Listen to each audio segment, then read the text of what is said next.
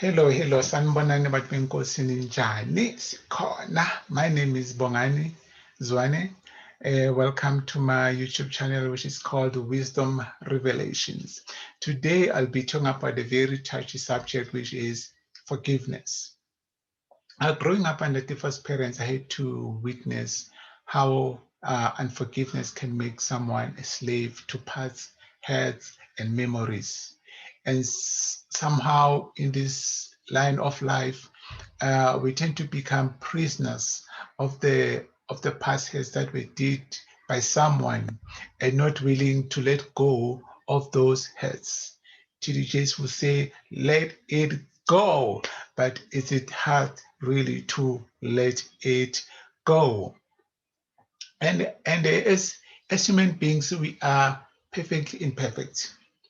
In this journey of life, we are going to hurt someone or make mistakes. Maybe not hurting someone intentionally, but you know what? We are imperfect. And guess what? Life forgives. Suppose you cut yourself a finger, and your subconscious intelligence will do everything to ensure that your finger is repaired. It clearly shows that life holds no grudges. Life always forgives. Lives bring us back to health, harmony, peace, and vitality. Why then is it so hard to forgive? Can you easily forgive yourself when you did a mistake? Or you are just going to condemn yourself and punish yourself of the mistakes that you did? The Bible says you should love thy neighbor as you love thyself. Therefore, I believe that you should first love yourself before you can love the next person, right? You cannot give what you don't have. Therefore, when you did a mistake, first learn to forgive yourself as quickly as you can. Forgive yourself. When you start to forgiving yourself, that will enable you to forgive the next person. Now, the essential ingredient of forgiveness is willingness. You have you have to have sincere desire to forgive. When you did that, the next thing that I will do, I will take a journal. Since I've started writing with journal, I've learned a lot that journal is something that you can talk to. You don't have to go out there and talk to other person, but you can talk to your journal. In your journal, what you do, the first thing, is to write all your hurts, all your bitterness, all the ugly hurts that you experience, all your disappointments. After that, what do? You write a letter to yourself, forgiving yourself, showing self-love, forgiving, letting go, all those energy. Sometimes I'll use some kind of meditation. Meditation helps a lot, to deal with my nervous system, all those hidden emotions that are there, hateful emotions that are there, but I do them through meditation. It's another thing that I do when really I want to heal myself. The second thing now is about forgiving the next person. When you now forgiving the next person, you talk also to your journal. You write that I freely and fully forgive. You write the name of that person. I forgive this person from my mind and spiritually. Mentally and spiritually, you reach that person, you wish them love, joy, peace, and harmony. That's how you do. The thing now that will hold you not to forgive is your mind. Our mind is full of thoughts that are going through each and every second. Those minds, you can label them as positive or negative. Suppose now you come across this person and those hateful thoughts, they resurface. You start to feel all this bitterness, anger, resentment. What do?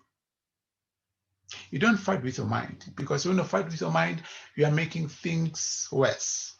The only thing that you need to do, you have to be compassionate with your mind. If these those thoughts are coming back, you're starting to be aware. And self-awareness is part of the healing process. Acknowledge those thoughts. So, okay, fine, those thoughts are there. Acknowledge them and say, however, I hear you, my mind. However, I have decided and committed to forgive this particular person. And guess what? You will have to forgive this person 70 times in your mind. In your mind, until your mind gives up. Until your mind acknowledges that actually, you know what? You have really forgiven this person.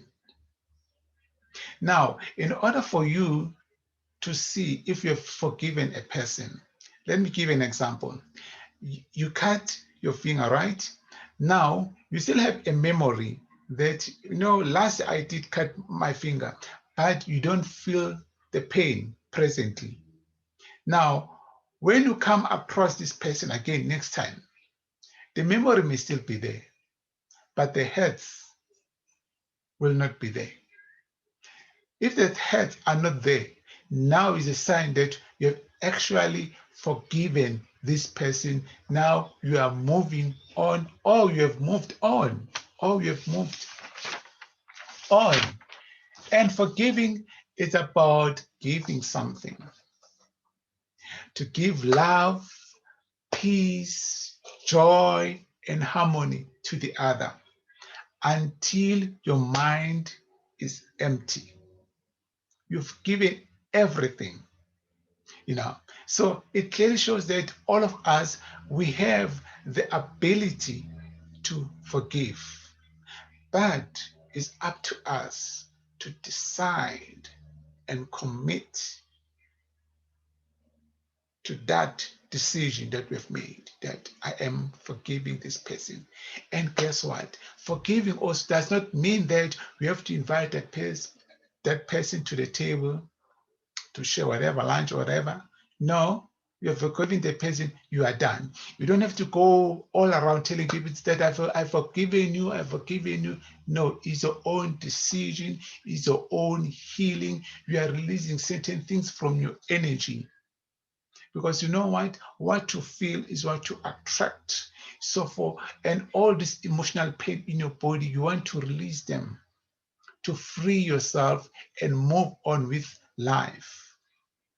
Gandhi said, the weak people tend not to forgive, and the strong ones, they are quickly to forgive. I've come to my conclusion. I thank you all for watching. Please subscribe to my channel. I will see you next time. I'll say Shalom. Sale kahle emakhaya. Ngithanda nonke emakhaya.